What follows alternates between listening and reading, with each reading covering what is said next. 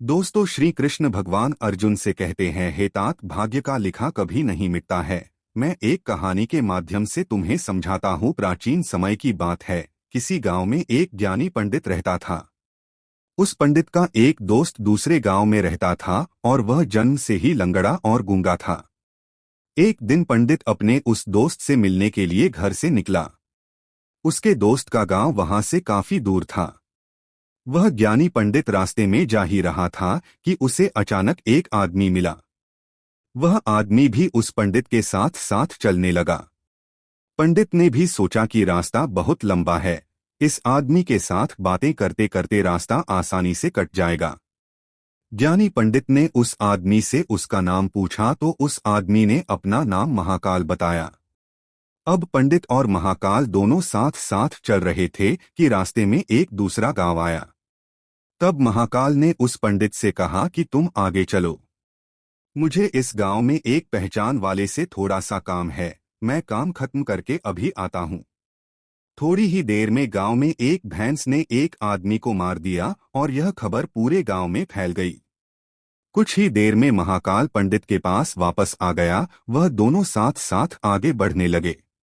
थोड़ी दूर जाने पर रास्ते में एक और गांव आया तो महाकाल उस पंडित से बोला कि इस गांव में थोड़ा सा काम है, तुम चलो, मैं काम खत्म करके आता हूं। उस आदमी के जाने के कुछ ही समय के पश्चात उस गांव में आग लग गई। वह पंडित अब सोचने लगा कि यह आदमी जहां जहां जाता है वहां पर कोई ना कोई बुरी घटना जरूर घटती है। उस पंडित ने महाकाल से पूछ ही लिया कि भाई, तुम कौन हो? तुम जहां भी जाते हो वहां कोई ना कोई बुरी घटना जरूर होती है।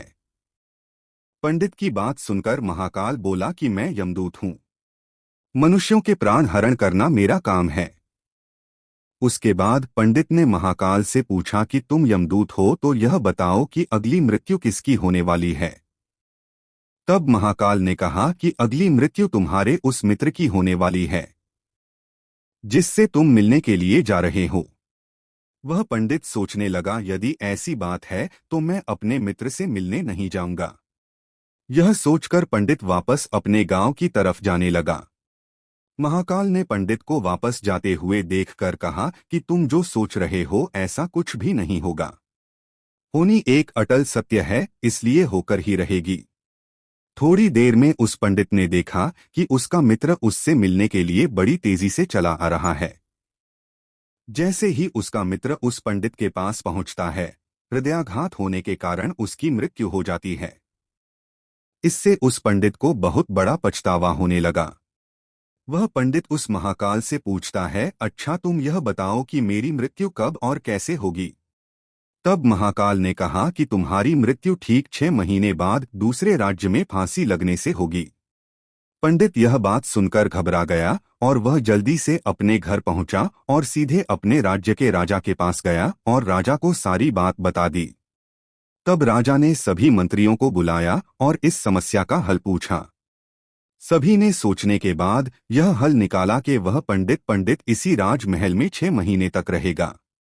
राजा ने पंडित के लिए राजमहल में ही रहने की व्यवस्था करवा दी।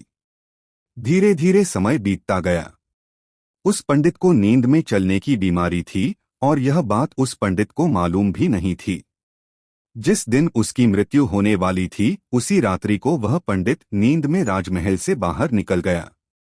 पंडित राजा के यहाँ मेहमान था, इसलिए किसी भी पहरेदार ने उसे जाने से नहीं रोका।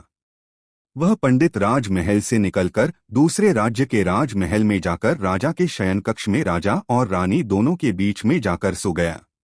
सुबह जब राजा की नींद खुली तो उस पंडित को अपने शयन कक्ष में देखकर बहुत क्रोधित हुआ और गुस्से में उस पंडित को फांसी की सजा सुना दी।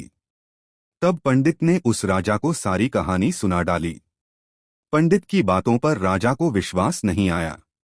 उसकी बातों की सच्चाई जानने के लिए राजा ने अपना एक गुप्तचर अपने पड़ोसी राजा के पास भेजा। गुप्तचर ने वापस आकर पंडित की बातों पर सच की मुहर लगा दी। यह सुनकर उस राजा को अपने दिए दंड पर बहुत पछतावा हुआ।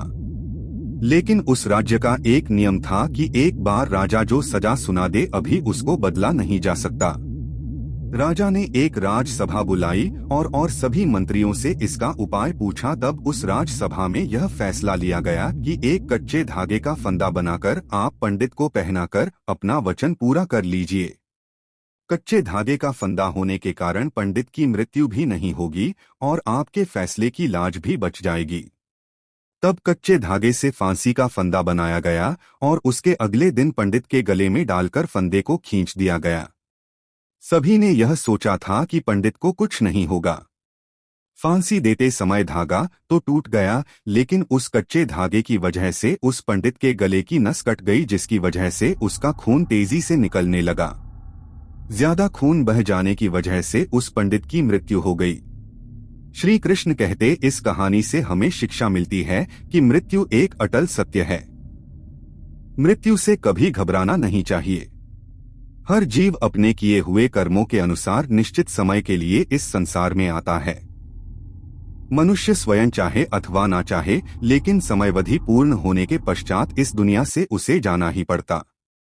दोस्तों, आपको हमारी ये कहानी कैसी लगी हमें कमेंट करके जरूर बताएं और हमारे चैनल को लाइक और सब्सक्राइब जरूर कर ले ताकि आपको हमारी वीडियो सबसे पहले मिले। जय श्री कृष्णा दोस्तों, धन्यवाद।